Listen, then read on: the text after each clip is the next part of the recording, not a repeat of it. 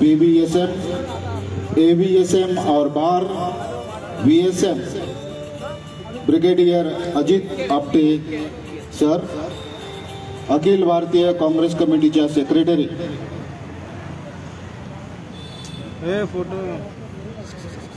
ज्येष्ठ व्यंगचित्रकार चारुहास पंडित, पुण्याच्या पहिला महिला महापौर सौभाग्यवती कमलताई व्यवहारे हे मान्यवर या ठिकाणी व्यासपीठावर विराजमान आहेत।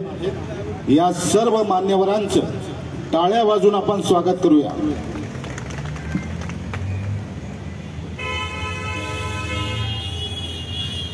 एकोणीसशे 71च्या भारत पाकिस्तान युद्धातील भारताच्या विजयाला 50 वर्ष पूर्ण झाल्यानिमित्त दिनांक 3 ते 16 डिसेंबर 2021 या काळात पुणे महानगरपालिका व काँग्रेस पक्ष गटनेते श्री आबा बागुल आयोजित सुवर्ण विजय द्विसप्ताह आज पुण्यातील नामवंत 25 चित्रकार, पंतप्रधान श्रीमती इंदिरा गांधी आणि 1971 चे युद्ध या विषयावर पेंटिंग्स काढणार आहे। पेंटिंग्स काढायला प्रत्यक्ष सुरुवातही झाली आहे।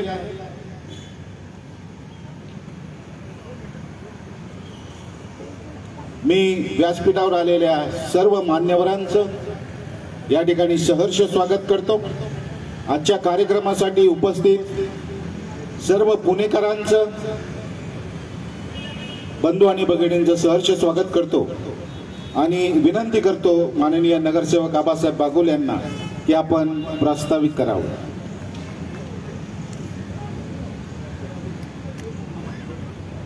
धन्यवाद। आज के विजय दिवस के कार्यक्रम के हमारे अजीज मेहमान, आपल्या सर्वांचेच लाडके माजी मुख्यमंत्री, काँग्रेसचे ज्येष्ठ नेते आदरणीय पृथ्वीराजजी चव्हाण साहेब, या कार्यक्रमाला ज्यांना आपण प्रमुख पाहुणे म्हणून बोलवलंय ते आर्मीचे लेफ्टनंट जनरल आदरणीय सन्माननीय मेहता साहेब, दुसरे आर्मीचे ब्रिगेडियर आदरणीय अजित आपटे साहेब, ज्यांचं चिंटू म्हणून सगळीकडे महाराष्ट्रात प्रसिद्ध आहेत ते चारुहास आपटे, आपल्या पुण्यनगरीच्या पहिल्या महापौर सन्माननीय कमलताई व्यवहारे, रोहित। आज मला अतिशय आनंद वाटतो की आपल्या विनंतीला मान देऊन हे सगळे आज पाहुणे आपल्याकडे आलेले आहेत। आप सब मेहमान का मैं उसको देखते देखते 50 साल 16 दिसंबर को पूरे हो रहे। आपकी वजह से, आपकी सेना की वजह से, तीनों दलों की सेनाओं की वजह से भारत ने पाकिस्तान को मात दी और एक स्वतंत्र देश 13 दिन में बांग्लादेश की निर्मित की। इसके लिए आपको पूरे देशवासियों की तरफ से हम बधाई देते हैं। इस प्रत्यर्थ हमने यहाँ पे युवा जनरेशन के लिए कि एक क्या लड़ाई होती है, 65 का वॉर कैसा था, 71 का वॉर क्या है, उसका नेतृत्व आर्मी के कैसे अफसर करते हैं, वो क्या है लड़ाई। जब 71 का वॉर हो गया जब तो आकाशवाणी ही फक्त आपल्याला होती, हिंदी थोड़ा आकाशवाणी पे हम सुन रहे थे, मैं तो छोटा होगा बहुत, लेकिन ये दृश्य आज की युवा पीढ़ी के लिए, ये हमारे 25 जो आर्टिस्ट है, कलाकार है, ये पूना के माहिर कलाकार है और इन्होंने हमने सब्जेक्ट रखने के बाद इन्होंने एक चुनौती भरा आह्वान, वो बोले हम ये स्वीकार करते और ये आह्वान हम देते और युवा पीढ़ी के लिए, हम देशवासियों के लिए 71 का युद्ध कैसा था, 65 का डायनामिक लेडी या आयरन लेडी जिसका पूरे दुनिया में नाम है, इंदिरा गांधी।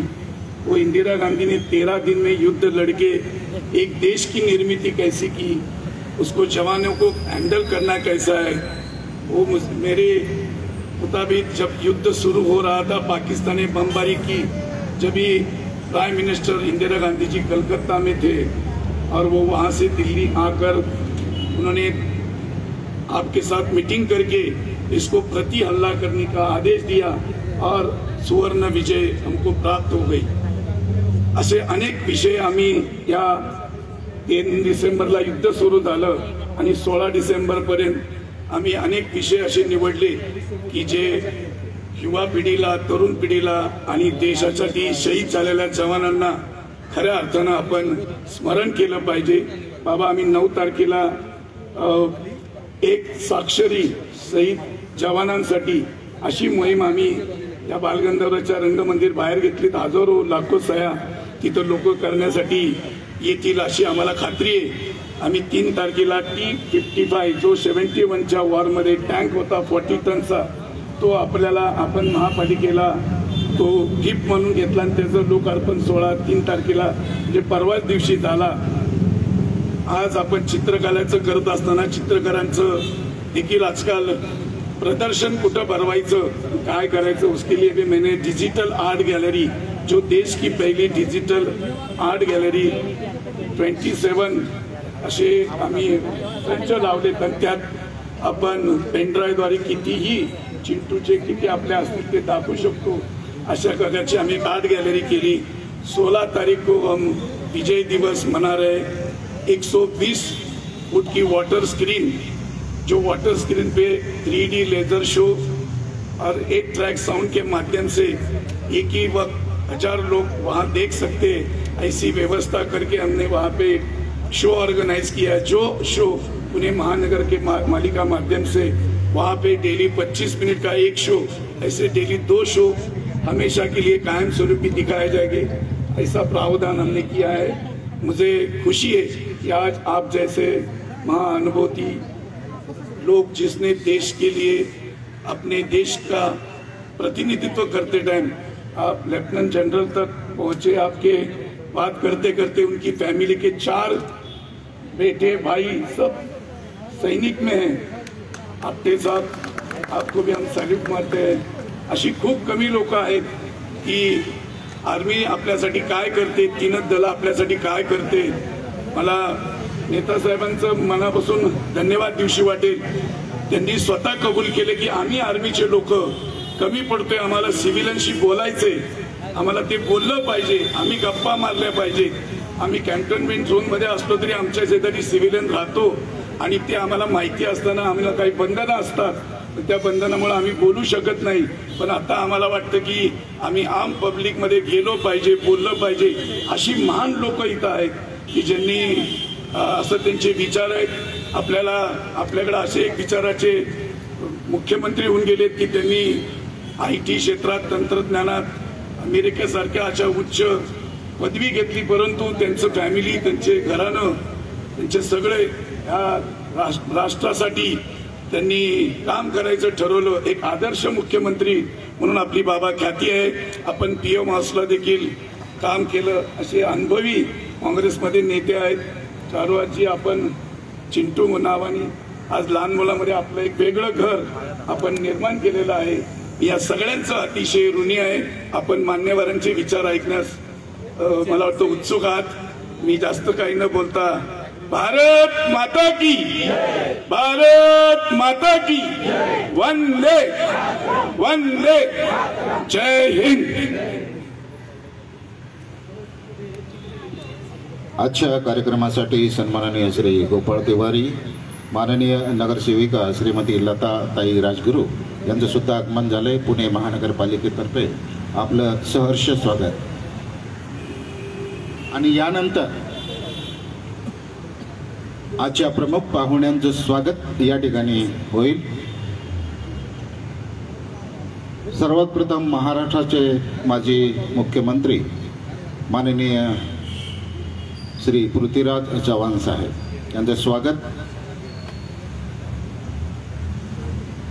नगरसेवक श्री आबा बागुल यांच्या वतीनं होत आहे।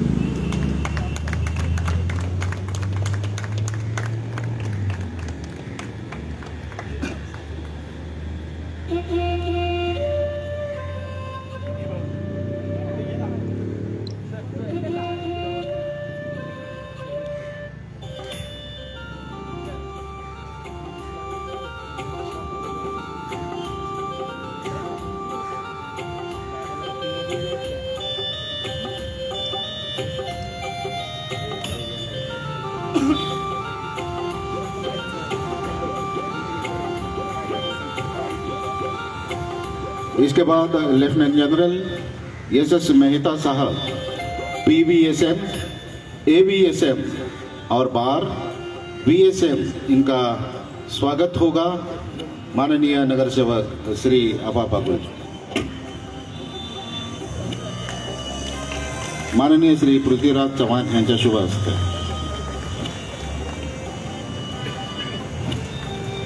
यानंतर ब्रिगेडियर श्री अजित आपटे साहेब निवृत्त यांचं स्वागत या ठिकाणी माजी मुख्यमंत्री श्री पृथ्वीराज चव्हाण साहेब यांच्या शुभ हस्ते होते।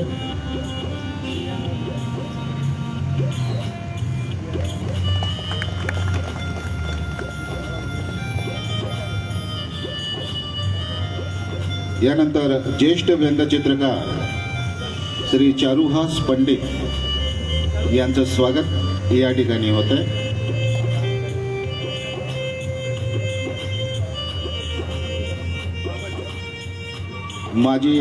पुण्याच्या माजी महापौर सौभाग्यवती कमलताई व्यवहारे यांचं स्वागत या ठिकाणी।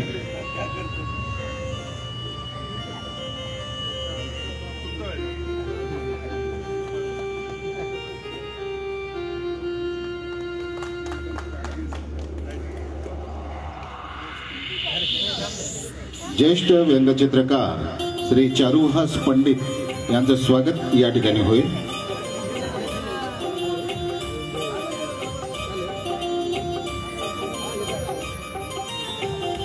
चारुहास पंडित हे प्रसिद्ध कला चित्रकार आहेत। JD आर्ट त्यांचं शिक्षण झालं असून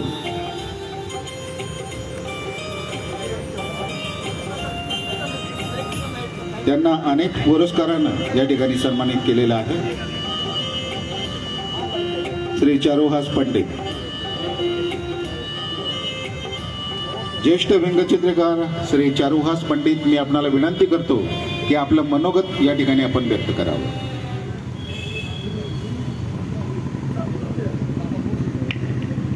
नमस्कार। सर्वप्रथम आबा बागुल यांचे आभार मानतो की एक छान कार्यक्रम या युद्धाला 50 वर्ष झाल्याबद्दल ठेवला। आणि खरं तर मी इथे आलो आहे ते त्यावेळेची आमची जी पिढी होती, म्हणजे मी त्यावेळेस चिंटूच्या वयाचा होतो आणि ही पिढी रिप्रेझेंट करायला मी आलेलो आहे। मला आठवतंय की वर्तमानपत्र तेव्हा फक्त होतं आमच्याशी संवाद साधण्याचं माध्यम, आणि वर्तमानपत्रातनं ज्या बातम्या येत होत्या, पहिल्यांदी निर्वासितांचे लोंढेच्या लोंढे येत आहेत, त्यांची छायाचित्र, त्यांची बिकट परिस्थिती, त्याच्यानंतर आपण काही मुक्तिवाहिन्यांचं काही स्टोरीज येत होत्या, त्याला भारतीय सेना मदत करते वगैरे। आणि 3 तारखेला 3 नोव्हेंबर याला जो हल्ला झाला भारतावर, म्हणजे खरं तर ही पाकिस्तानची नुसती चूक नव्हती तर घोडचूक होती, आणि त्यातनं बांगलादेशाची निर्मिती केवळ 15 दिवसात, हा एक थरारून टाकणारा सगळा जो चित्रपट आहे तो आमच्या समोर घडला। आणि त्यावेळेस जे आमच्यासाठी हिरो होते या युद्धात लढलेले, आज त्यातले 2 हिरो यांच्याशी प्रत्यक्ष भेटायला मिळालं, याचा खूप आनंद होतोय।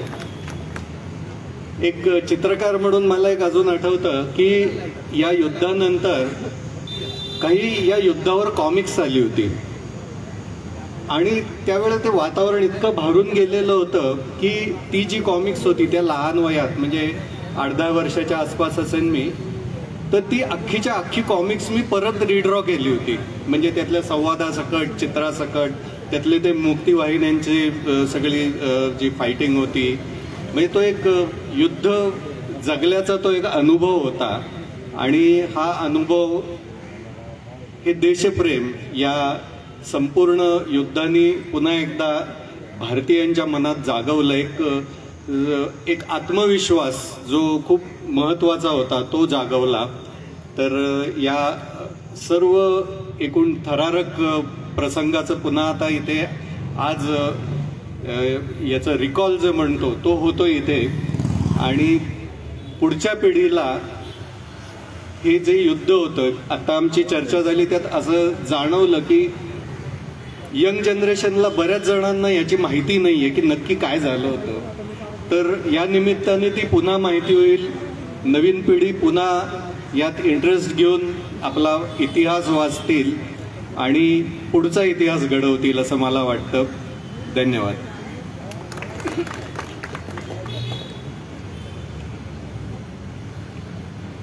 यापुढील व्यक्ती या ठिकाणी बोलण्यापूर्वी त्यांची अगदी थोडक्यामध्ये ओळख मी या ठिकाणी करून देतोय.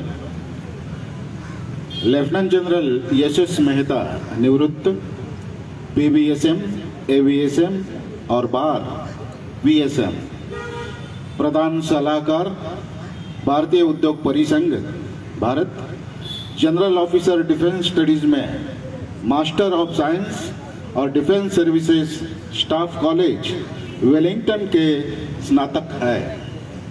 सर, आपने मॉस्को में तामिशेको अकादमी में परमाणु, जैविक और रासायनिक रक्षा पाठ्यक्रम में भाग लिया है और संयुक्त राज्य सेना युद्ध कॉलेज 1990 और 91 के आप स्नातक है.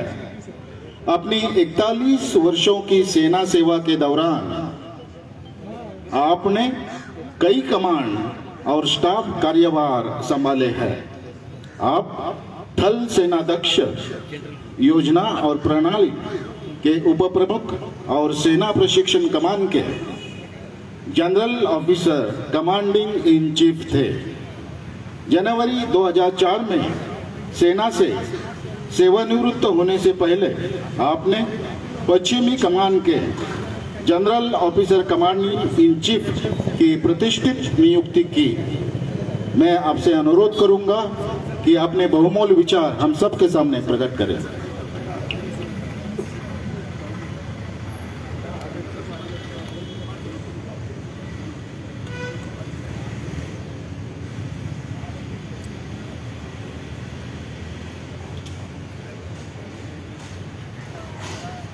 आजच्या कार्यक्रमातील पुढील वक्ते ब्रिगेडियर अजित आपटे साहेब, राष्ट्रीय रक्षा अकादमी 1966-69 के एक पूर्व छात्र, दिसंबर 1970 में भारतीय सेना की आर्टिलरी रेजिमेंट में कमीशन, 1971 में पूर्वी मोर्चे सेक्टर और फिर पश्चिमी सेक्टरों में भारत पाकिस्तान युद्ध में आपने भाग लिया.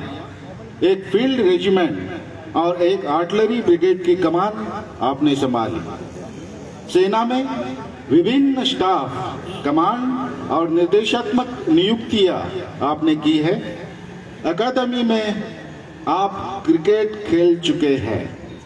1987 से लेके 2002 तक ऑल इंडिया रेडियो पर इंग्लिश कमेंट्री के लिए क्रिकेट कमेंटेटर आप रह चुके हैं.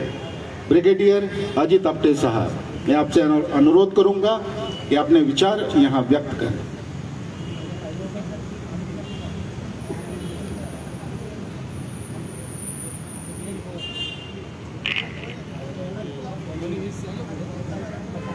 पृथ्वीराज चौहान साहब, chief minister ji, general Mehta, mister Bagul, deputy mayor और दोस्तों, धन्यवाद आज के लिए. आपने इतना हमको मौका दिया. ये 50 साल हो गए हैं इस युद्ध को। उस टाइम मैं सेकंड लेफ्टिनेंट ही था, मेरी उम्र ही कुछ 20 साल की थी, 21वां चल रहा था। मैं भी तीसरा जनरेशन आर्मी ऑफिसर हूँ। मेरे पिताजी सेकंड वर्ल्ड वॉर में थे, ब्रिटिश के नीचे आर्टिलरी में। उन्होंने पूरा युद्ध देखा है, सेकंड वर्ल्ड वॉर 1947, 48, 62, 65 में ब्रिगेड कमांडर थे। जब मैंने फौज में दाखिल किया, मेरे पिताजी रिटायर हो गए थे ब्रिगेडियर के रैंक के ऊपर, और मेरे पिताजी के मामा भी इंडियन आर्मी में थे। सैंडर्स से कमीशन लेके इधर ही उनका बंगला था जनरल वायस फ्रांस पे। उन्होंने दूसरे महायुद्ध में मॉन्टगोमरी के साथ, वो भी पहले टैंक रेजिमेंट में थे, 16 कैवलरी में। उसके बाद जब 1947 में भारत का स्वतंत्रता मिला, उस टाइम मेरे पिताजी के मामा ब्रिगेड कमांडर थे 50वीं इंडिपेंडेंट पैराशूट ब्रिगेड, जिन्होंने जम्मू एंड कश्मीर में लड़ाई की। वो भी मेजर जनरल के रैंक के ऊपर रिटायर हुए। तो मैं तीसरी पीढ़ी का हूँ, डायरेक्ट सेकंड और इनडायरेक्ट तीसरा। और आज के ही दिन मेरा कज़न ब्रदर, मतलब मेरे ताऊ जी का बेटा लड़ाई में शहीद हुआ, फ्लाइट लेफ्टिनेंट प्रदीप आप्टे। उनको गैलेंट्री के लिए वीर चक्र मिला। वो फाइटर बॉम्बर पायलट थे, पूना से टेक ऑफ किए, उत्तर लाए में उनको बेस किया, और आज के दिन ठीक 50 साल पहले उनको उनका हवाई जहाज़ पाकिस्तान ने उड़ाया, उनको गिरफ्तार करके मार दिया। ये अफसोस की बात है, क्योंकि 22 नवंबर को जब दुश्मन का हवाई हमला हमारे ऊपर हुआ, मैं उस टाइम सेकंड लेफ्टिनेंट था। जनरल शमी मेहता साहब के जो छोटे भाई थे मेरे साथ लड़ाई में थे, वो टैंक रेजिमेंट के थे। मैंने उनको सपोर्ट किया आर्टिलरी की तरफ से। हमारे ऊपर जो हवाई हमला हुआ, जो पाकिस्तान पायलट गिरफ्तार किए, उनको ब्लाइंड फोल्ड किया मैंने। फ्लाइट लेफ्टिनेंट परवेज़ मेहदी, जो बाद में एयर चीफ बने पाकिस्तान एयरफोर्स के, हमने उनके साथ अच्छा सलूक किया। तो जो मेरे भाई के साथ हुआ, इसका बहुत दुख है। और जनरल मेहता साहब जब आएंगे बताएंगे, हमसे बहुत सीनियर हैं। हम तो सेकंड लेफ्टिनेंट ही थे, और सच्ची बताएं तो सेकंड लेफ्टिनेंट को कुछ मालूम ही नहीं पड़ रहा था क्या हो रहा है। हम सिर्फ हुक्म सुन रहे थे और दबादब फायरिंग कर रहे थे। मैं तोपखाने में था। अच्छा हुआ जैसे हमने विजयता प्राप्त की। हमारे सेक्टर में लड़ाई एक दिन और एक्स्ट्रा चली। 17 दिसंबर को सीज़ फायर हुआ हमारे यहाँ। सरेंडर में मैं भी देखा क्या क्या हुआ, तो हमें अच्छा तजर्बा हुआ एक यंग एज में। और मैं आभारी मानता हूँ पूरे देशवासियों का, जिस तरीके से आपने हमारा सहभाग दिया है, मदद की है। आई थिंक पूरा देश इकट्ठा था लड़ाई के दौरान, और हम आपको धन्यवाद बोलते हैं। आज जो बढ़िया आपने ये प्रोग्राम बनाया है, इसका भी हम धन्यवाद देते हैं। और हमारी यही आशा है कि हमारा देश जो है वो एकत्र बन के काम करे, पार्टीबाजी में ना दाखिल हो। हम एक देश है, हिंदुस्तान, भारत बहुत बड़ा देश है, जिसको सभी लोग चाहते हैं, और हमारा नाम भी बहुत अच्छा है। अभी भी जो पूरा गवर्नमेंट चल रहा है, इसको हमने सहयोग देना चाहिए। और मेरे ख्याल से कोई देश हमारे ऊपर हमें हरा नहीं सकता है। हम एक बहुत तगड़े, India is great, and thank you very much. Jai Hind, thank you. धन्यवाद ब्रिगेडियर साहेब. आणि यानंतर लेफ्टनंट जनरल SS मेहता साहब, PVSM, AVSM और बार VSM.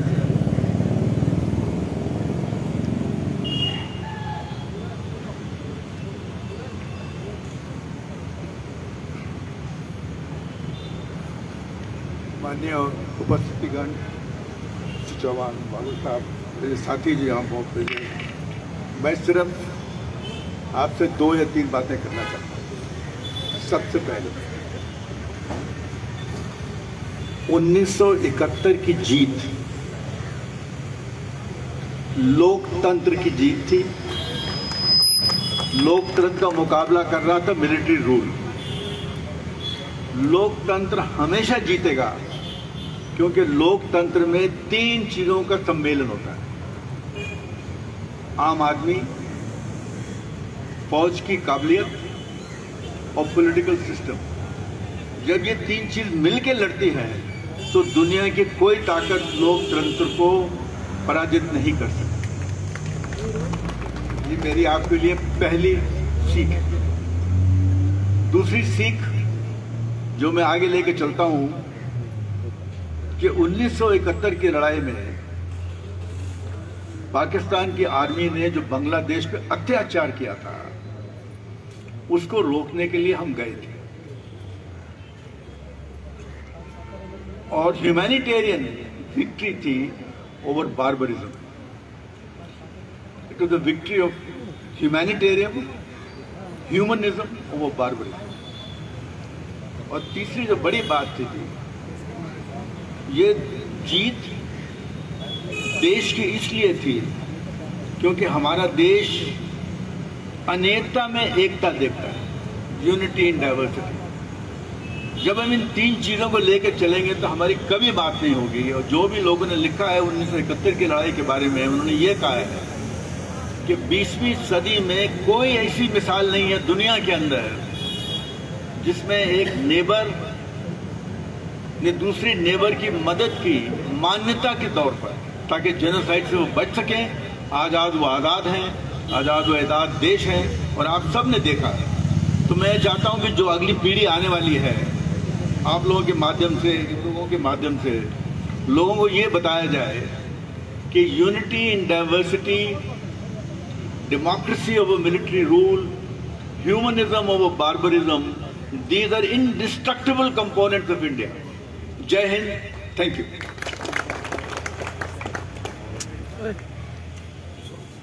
रसिक हो, या महाराष्ट्रातील काँग्रेस पक्षाचे ज्येष्ठ नेते, अत्यंत संयमी, शांत आणि कार्यक्षम मुख्यमंत्री राहिलेले आदरणीय पृथ्वीराज चव्हाण साहेब यांचे या ठिकाणी आपण टाळ्या वाजवून स्वागत करायचं आहे।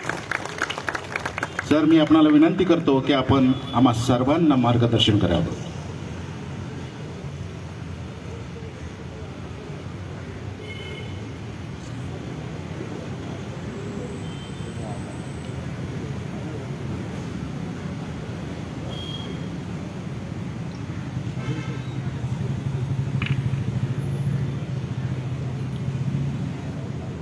बांगलादेश युद्धाच्या नेत्रदीपक विजयानंतर आज आपण 50 वर्षाचा तो विजय दिन साजरा करत आहोत। हा 13 दिवसाचा 3 डिसेंबर ते 16 डिसेंबर ज्या कालावधीमध्ये हे युद्ध लढलं गेलं, ठीक 50 वर्षानंतर याच कालावधीमध्ये पुणे शहरामध्ये आणि विविध कार्यक्रमाचं आयोजन करण्यात आलेलं आहे। आजचा हा एक वेगळा कार्यक्रम आहे। चित्रकारांना 50 चित्रकारांना बोलवून यांना जागेवरच त्यांच्या कल्पना, युद्धाच्या बद्दल त्यांच्या कल्पना, त्या युद्धाचं नेतृत्व करणाऱ्या पंतप्रधान स्वर्गीय श्रीमती इंदिरा गांधी यांच्याबद्दलच्या कल्पना, तुमच्या चित्रकारांच्या दृष्टिकोनातून त्यांना काय दिसतंय, हा एक आगळा वेगळा कार्यक्रम या ठिकाणी आयोजित करण्यात आलेला आहे। त्या कार्यक्रमाला शुभेच्छा देण्याकरता आज मुख्य पाहुणे म्हणून जनरल एस.एस. मेहता उपस्थित आहेत। ब्रिगेडियर अजित आपटे यांनी आपलं 2 शब्दात मार्गदर्शन केलं। प्रसिद्ध व्यंगचित्रकार चारुहास पंडित, पुण्याच्या पहिल्या महिला महापौर आणि आमच्या काँग्रेस पक्षाच्या नेत्या कमलताई व्यवहारे, रोहितजी टिळक, संगीताताई तिवारी, नरेंद्र सिंग पाल बक्षी, शेख गोपाल तिवारी आणि उपस्थित सर्व पुण्यातले कार्यकर्ते आणि बंधू भगिनींनो, आता सांगितल्याप्रमाणे ही 13 दिवस हा एक उत्सव, विजय उत्सव पुणेकर साजरा करत आहेत आणि त्या उत्सवाचं संयोजन करणारे आमचे सहकारी काँग्रेस पक्षाचे महापालिकेचे गटनेते आबा बागुल यांच्या संकल्पनेतून, या त्या कल्पनेतून विविध कार्यक्रम या 13 दिवसात आयोजित करण्यात आले. त्याचा आजचा एक, त्या पुष्पाची एक कळी म्हटलं तरी आजचा एक कार्यक्रम या ठिकाणी वेगळा कार्यक्रम साजरा होत आहे.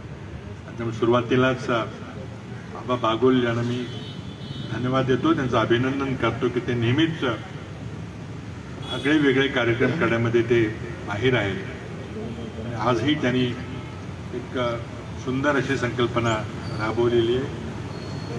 हे 13 दिवस काही ना काही उपक्रम ते चालणार आहे. आज मुद्दाम सैन्याशी संबंधित असलेल्या 2 उच्च पदस्थ अधिकाऱ्यांना या ठिकाणी आपल्याशी संवाद साधायला बोलवलं आहे. जनरल मेहता हे एक अत्यंत उच्च शौर्य मिळवलेले अधिकारी आहेत आणि त्यांनी सेवानिवृत्त होण्यापूर्वी आपल्या पश्चिम विभागाचं नेतृत्व केलेलं आहे,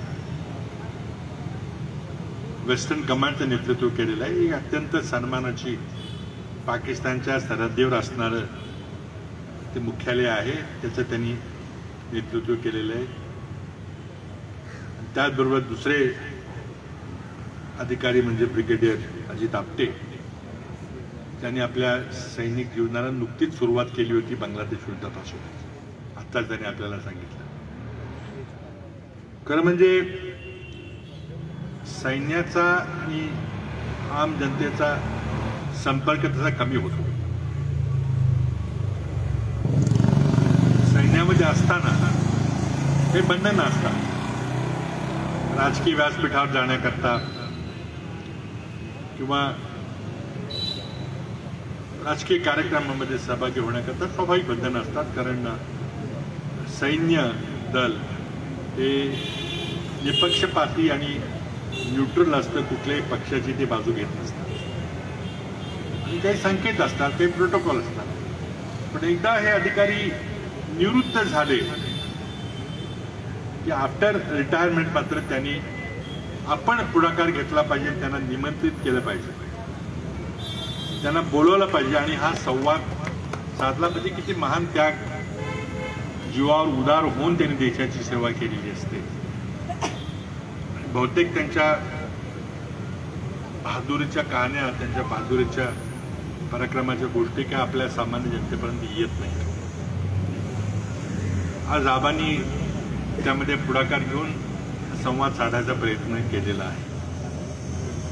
बांगलादेश युद्धाला 50 वर्ष झाली.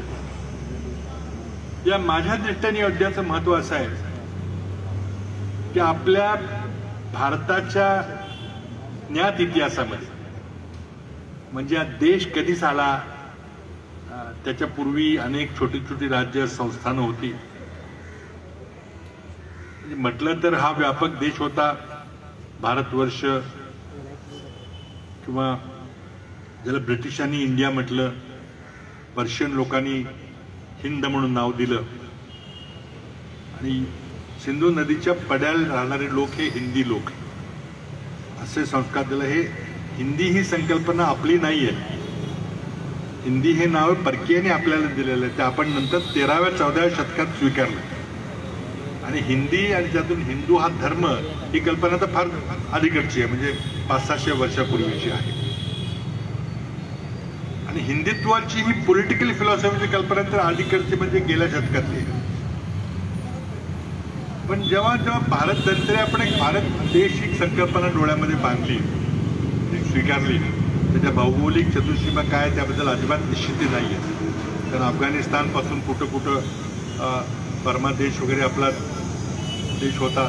मुघलांनी आपल्यावर अनेक वर्ष राज्य केलं, ब्रिटिशांनी अनेक वर्ष राज्य केलं. आणि कधी हा देश म्हणून कधी घडला याबद्दल अजूनही इतिहासकारामध्ये अनिश्चित आहे. पण 1857ला जेव्हा राणी ताबा घेतला देशाचा, तेव्हा मग देश म्हणून एक संकल्पना पुढे यायला लागली. कारण ब्रिटिशांनी आपल्या सोयीकरता इंडियाची कल्पना आणली पुढं. आणि 57 नंतर 1857 नंतर इंडिया हा कॉन्सेप्ट ब्रिटिश पार्लमेंटमधून हे पुढे आला. पण आपण काही आपल्याला नाव दिलं नाही. आपलं नाव भारत होतं किंवा भारतवर्ष होतं. हिंदुस्थान हे नाव देखील परक्यांनी दिलं, इंडिया हे नाव तर ब्रिटिशांनी दिलं. आणि या सगळ्या भूभागाच्या इतिहासामध्ये आपण जर पाहिलं, अगदी अलेक्झांडर द ग्रेटच्या स्वारीपासून आपण एकही युद्ध जिंकलो नव्हतो. दुर्दैवी गोष्ट आहे. आणि हा इतिहास, खरा इतिहास कोणी नीट विचार करत नाही, सांगत नाही. ज्या ज्या वेळेला अफगाणिस्तानमधून लोकांनी स्वाऱ्या केल्या, दरवर्षी ते लोक स्वाऱ्या करत होते आणि आपला पराभव करून आपले देश लुटून जात होते. नादिरशाहला त्यांनी बेचिराग केला प्रांतात. अनेक लोक आले, त्यांनी परदेशातून आले आणि आपला देश पादाक्रांती केला, लुटला, अत्याचार केले, संपत्ती लुटून नेली. आणि आपण मात्र निमूटपणे पराभव सहन केला. अनेक लोकांच्या कत्तली झाल्या. त्यामध्ये पानिपतच्या तिन्ही लढाया असतील किंवा अगदी ब्रिटिशांच्या विरुद्ध प्लासीची लढाई, बक्सरची लढाई असतील, अनेक लढाई, एका दुसरी चुकून लढाई आपले लोक जिंकले. पण एकंदरीत पराभव पराभव पराभव पराभव ही मालिका संपली कधी? तर 62 मध्ये देखील कोणी काय म्हटलं तरी आपण ते विजय झालो नव्हतो. 62च्या युद्धामध्ये देखील चीनने आपल्याला अचानक हल्ला केला, आपली तयारी नव्हती. बर्फाच्या युद्धामध्ये आपला पराभव झाला. 65 मध्ये म्हटलं तर विजय होता, पण खऱ्या अर्थाने ते ड्रॉ होतं. कारण त्यामध्ये आपण जे करार केला, शांतता करार शास्त्रीजींनी केला, त्यामुळं त्याला जास्तीत जास्त आपल्याला एक ड्रॉ म्हणता येईल, दोघांचे म्हणतात. पण खऱ्या अर्थाने डिसायसिव्ह विक्टरी ही डिसेंबर 1971ला इंदिरा गांधीच्या नेतृत्वानं भारत देश म्हणून एका परकीय देशाला पराभूत केलं. नुसतं पराभूत नाही केलं तर त्या देशाचे 2 तुकडे केले आणि बांगलादेशची निर्मिती केली. हे देशाच्या इतिहासात पहिल्यांदा घटनेने जनरल मेहतानी सांगितल्याप्रमाणे जनतंत्रामध्ये ही ताकद आहे. मी पुढे जाऊन आणखी म्हणेन की घटनेमध्ये ताकद आहे. कारण हे पराभव झालेले हाच देश होता, हीच माणसं होती. मग आपला पराभव का होत गेला? मुठभर ब्रिटिशांनी येऊन आपल्याला का पादाक्रांत केले? अफगाणिस्तानमधून, बाहेरून उझबेकिस्तानमधून लोक आले, त्यांनी आपल्याला पादाक्रांत का केलं? माणसं तीच, देश तेच, लोक तेच होते. तर ती ताकद आहे त्या लोकशाहीमध्ये, त्या जनतंत्रामध्ये, आणि ती ताकद आहे त्या संविधानामध्ये. या संविधानानं सगळ्या भारतातल्या लोकांना समान अधिकार दिला, सन्मान दिला. आणि त्या सगळ्यांना हा माझा देश आहे ही भावना निर्माण करून दिली, पूर्वी नव्हती. समाज व्यवस्था अशी विचित्र होती की त्यामुळे असं कोणाला वाटलं नाही की माझा आहे. फक्त जे राज्य करतात त्यांचाच देश, आपल्याला काही घेणं देणं नाही. कोणी राज्य केलं तर आपल्याला तेच काम करायचं. ही भावना पहिल्यांदा 1950 मध्ये जेव्हा संविधान निर्माण झालं त्यावेळेला ती निर्माण झाली.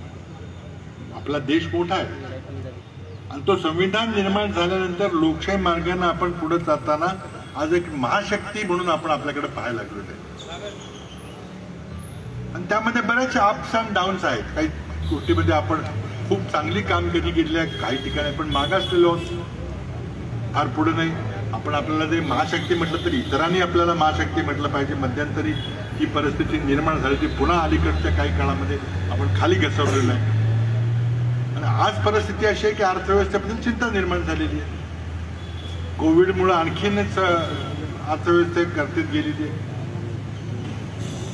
विकास दर कमी झालेला आहे, रोजगार नष्ट झालेले आहेत आणि अर्थव्यवस्था पुन्हा रुळावर येईल का नाही याबद्दल चिंता निर्माण झाली. पुन्हा ओमायक्रॉन सारखे विषाणू आले की पुन्हा भीती वाटते की आता आणखी काय. आणि आज बांगलादेशला आपण खरं म्हणजे आपलं एक संस्थान म्हणून आपण त्याला विचार करू शकलो असतो, त्यावर आपण साम्राज्य गाजवलं असतं, कारण आपण ती लढाई जिंकलो होतो. आणि परंपरेप्रमाणे जो प्रदेश आपण जिंकतो त्यावर आपण मांडलिक करतो, मान्य त्यांना करायला लावतो आणि त्यांना आपण पारतंत्र्य ठेवतो. पण आपण असं नाही केलं. इंदिराजींनी त्यावेळेला मोठ्या मनाने बांगलादेशला स्वतंत्र राष्ट्र म्हणून पहिल्यांदा मान्यता दिली. आणि आज बांगलादेश वेगाने प्रगती करतोय. आज आपल्याला आश्चर्य वाटेल की आज आपल्या देशाचं दरडोई उत्पन्न डॉलरमध्ये जर काढलं तर बांगलादेशचं दरडोई उत्पन्न आपल्यापेक्षा जास्त आहे. म्हणजे बांगलादेशने जास्त प्रगती केली की आपली अधोगती झालेली आहे, आता हा चर्चेचा विषय आहे. पण वस्तुस्थिती आहे की वर्ल्ड बँकेच्या स्टॅटिस्टिक्स प्रमाणे the per capita income of Bangladesh is higher than India today. We created Bangladesh and its नाव आहे. खूप लोकसंख्या त्यांची खूप आहे, पण एक वायब्रंट देश म्हणून तो काम करतो.